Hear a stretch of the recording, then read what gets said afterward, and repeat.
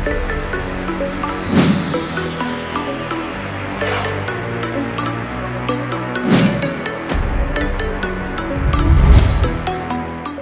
మహారాజా రవితేజ హీరోగా నటించిన కిలాడి రమేష్ వర్మ దర్శకత్వంలో యాక్షన్ క్రైమ్ థ్రిల్లర్గా రూపొందిన ఈ సినిమా 11 ఫిబ్రవరి 2022న థియేటర్లలో విడుదలైంది. ఈ సినిమా షూటింగ్ ఎక్కువ భాగం ఇటలీలో జరిగింది. ముఖ్యంగా ఇటలీలోని మిలన్ నగరంలో కార్ చేజింగ్స్, బైక్ స్టంట్స్ మరియు యాక్షన్ సీక్వెన్స్ ను భారీ బడ్జెట్ తో చిత్రీకరించారు.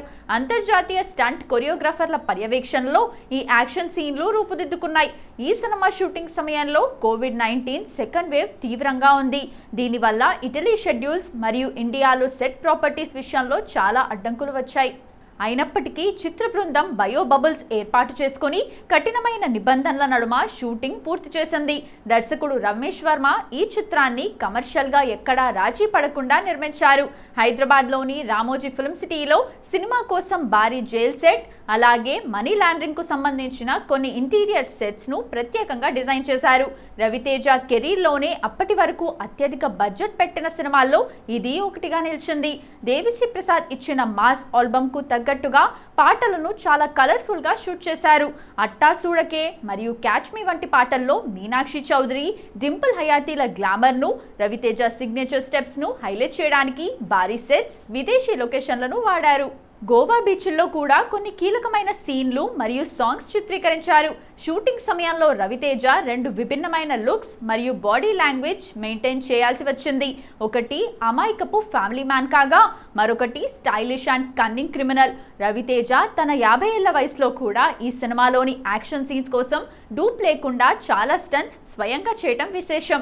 ఈ సినిమా టెక్నికల్ వాల్యూస్ పరంగా ప్రశంసలు అందుకున్నప్పటికీ స్క్రీన్ ప్లే లోపించడం వల్ల బాక్సాఫీస్ వద్ద ఆశించిన ఫలితాన్ని అందుకోలేకపోయింది. కిలాడి సినిమా షూటింగ్ సమయంలో సెట్స్లో, ముఖ్యంగా ఇటలీ షెడ్యూల్లో చిత్ర యూనిట్ మధ్య చాలా సరదా సంఘటనలు జరిగాయి. రవితేజ ఎనర్జిక్ స్వభావం వల్ల షూటింగ్ స్పాట్ ఎప్పుడు సందడిగా ఉండేది.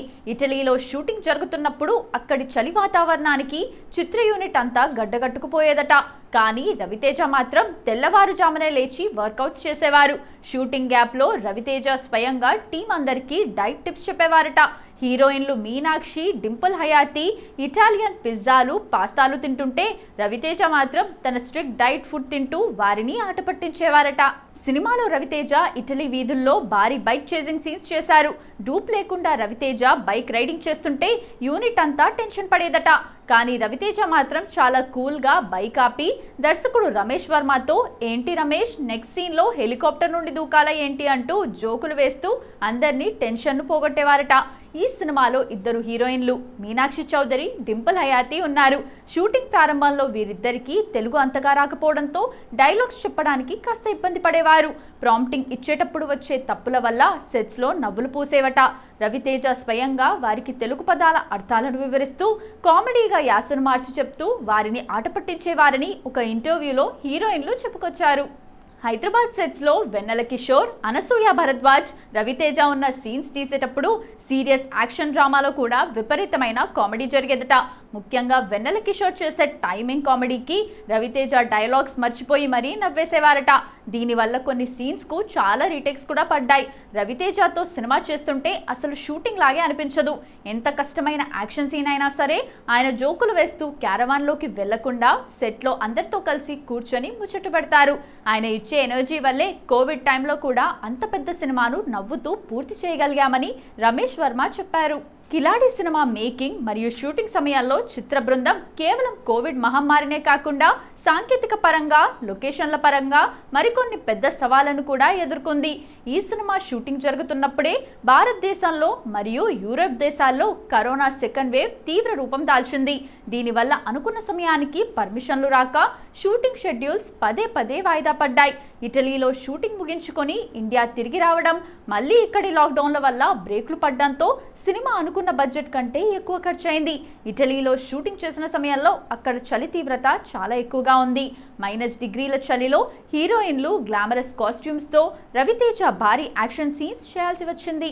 అలాగే అక్కడ కోవిడ్ నిబంధనలు చాలా కఠినంగా ఉండటం వల్ల చిత్ర యూనిట్లోని పరిమిత సభ్యులతో మాత్రమే షూటింగ్ చేయాల్సి వచ్చింది. ప్రతిరోజు అందరికీ కోవిడ్ టెస్టులు చేయడం, లొకేషన్లను శానిటైజ్ చేయడం నిర్మాణ సంస్థకు పెద్ద సవాల్గా మారింది. దర్శకుడు రమేష్ వర్మ ఈ సినిమాలోని యాక్షన్ సీన్లను హాలీవుడ్ రేంజ్లో ప్లాన్ చేశారు. ఇటలీ వీధుల్లో స్పీడ్ కార్ చేజింగ్స్ మరియు బైక్ స్టంట్స్ షూట్ చేయడం చాలా రిస్క్తో కూడుకున్న పనిగా మారింది. విదేశీ రోడ్లపై స్పీడ్గా వెళ్తూ డూప్ లేకుండా రవితేజ బైక్ రైడింగ్ చేయటం యూనిట్ను ప్రతిరోజు టెన్షన్లో పెట్టేది. కొద్దిపాటి అజాగ్రత్త జరిగినా పెద్ద ప్రమాదం జరిగే అవకాశం ఉన్నందున ప్రతి స్టంట్ సీన్ను చాలా జాగ్రత్తగా ఎక్కువ సమయం తీసుకొని డిజైన్ చేయాల్సి వచ్చింది. షూటింగ్ ఆలస్యం కావడం వల్ల ప్రొడక్షన్ కాస్ట్ విపరీతంగా పెరిగిపోయింది. రవితేజ కెరీర్లోనే ఇది అత్యధిక బడ్జెట్ చిత్రాల్లో ఒకటి కావడంతో నిర్మాతలపై ఆర్థికంగా చాలా ఒత్తిడి పడింది. సినిమా విడుదల తేదీలు మారటం, థియేటర్లలో 50% ఆక్యుపెన్సీ నిబంధనలు ఉండటం వంటివి బిజినెస్ పరంగా మేకర్స్కు పెద్ద సవాల్గా నిలిచాయి. షూటింగ్ జరుగుతున్న సమయంలోనే ఇటలీ షెడ్యూల్కు సంబంధించిన కొన్ని యాక్షన్ సీన్స్, రవితేజ లుక్స్ ఇంటర్నెట్లో లీక్ అయ్యాయి. ఇది చిత్ర యూనిట్ను తీవ్ర నిరాశకు గురిచేసింది. ఆ తర్వాత సెట్స్లో మొబైల్ ఫోన్లపై కఠినమైన ఆంక్షలు విధించాల్సి వచ్చింది. కిలాడి సినిమా బాక్సాఫీస్ వద్ద ఫ్లాప్గా నిలిచింది. భారీ అంచనాల మధ్య రవితేజ కెరీర్లోనే వన్ ఆఫ్ ది హైయెస్ట్ బడ్జెట్తో విడుదలైన ఈ సినిమా ప్రేక్షకులను ఆకట్టుకోవడంలో విఫలమైంది.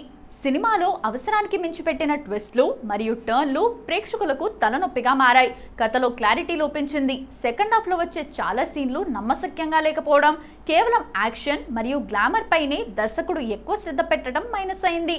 సినిమా విడుదలైన సమయంలో కొన్ని ప్రాంతాల్లో థియేటర్లలో 50% ఆక్యుపెన్సీ నిబంధనలు ఉండటం కూడా కలెక్షన్లపై ప్రభావం చూపింది. ఈ సినిమా థియేట్రికల్ హక్కులు సుమారుగా 22 కోట్లకు అమ్ముడయ్యాయి. బ్రేక్ ఈవెన్ అవ్వాలంటే కనీసం 23 కోట్ల వరకు వసూలు చేయాల్సి ఉంది. సినిమా నెగటివ్ టాక్ తెచ్చుకోవడంతో వరల్డ్ వైడ్గా కేవలం 12 నుండి 13 కోట్ల షేర్ మాత్రమే రాబట్టగలిగింది. దీనివల్ల డిస్ట్రిబ్యూటర్లకు దాదాపు 10 కోట్ల వరకు నష్టాలు రావడంతో ఈ సినిమాను బాక్సాఫీస్ వద్ద కమర్షియల్ డిజాస్టర్గా ప్రకటించారు. అయితే దేవిశ్రీ ప్రసాద్ అందించిన పాటలు మాత్రం అప్పట్లో మంచి హిట్ అయ్యాయి.